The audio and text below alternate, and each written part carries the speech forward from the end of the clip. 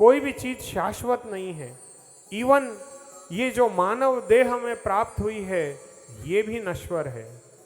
देखिए, बचपने में एक छोटा सा चेहरा होता है, जैसे ही बालक बड़ा होता है उसका चेहरा बदल जाता है।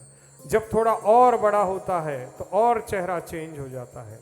जैसे जैसे उसकी अवस्था बढ़ती है उसके मुख में परिवर्तन हम देख सकते हैं, है या नहीं?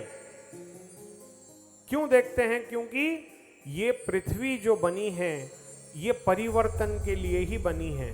तो परिवर्तन हमें किसका करना है? अपने विचारों का करना है, और अपने विचारों को बाबा श्याम से जोड़ना है, भक्ति से जोड़ना है। क्योंकि हम यदि अपने मन को, अपने वचनों को बाबा के साथ कनेक्ट कर देंगे तो जीवन में फिर हमारे अंधियारा नहीं होगा। जब कभी किसी ने भी अपने आप को मेरे श्याम को समर्पित किया है, उन भक्तों के जीवन में कभी कोई संशय नहीं रहा, कोई चीज की कमी नहीं रही। देखिए, धन सब कुछ नहीं होता। मैं तो कई बार धनवानों से मिलता हूं तो देखता हूं कि एक के सर पे 400 करोड़ का कर्ज है, किसी के सर पे 1000 करोड़ का कर्ज है। वो दूसरों के लिए जी रहे हैं, अपने लिए नहीं। मैं ये नहीं चाहता कि हम परेशानी में रहें, हम हर पल आनंद में रहें। क्यों? क्योंकि हम श्याम के प्रेमी हैं। किसके प्रेमी हैं? बाबा श्याम के।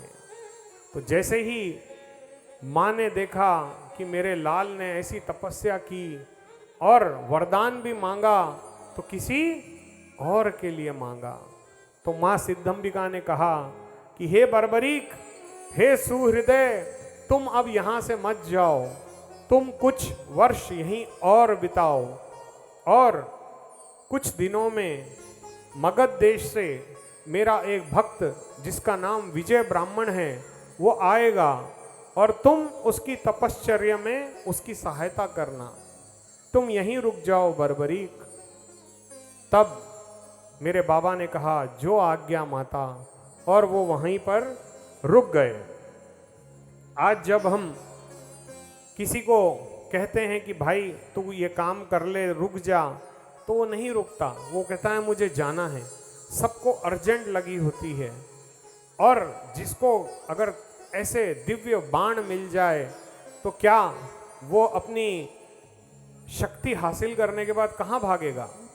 बाहर जाएगा। लेकिन मेरे बाबा ऐसे दिव्य पुरुष थे कि वो वहीं विद्यमान हो गए और माँ सिद्धंबिका की और भगवान शिव शंकर की तपस्या में लीन रहने लग गए।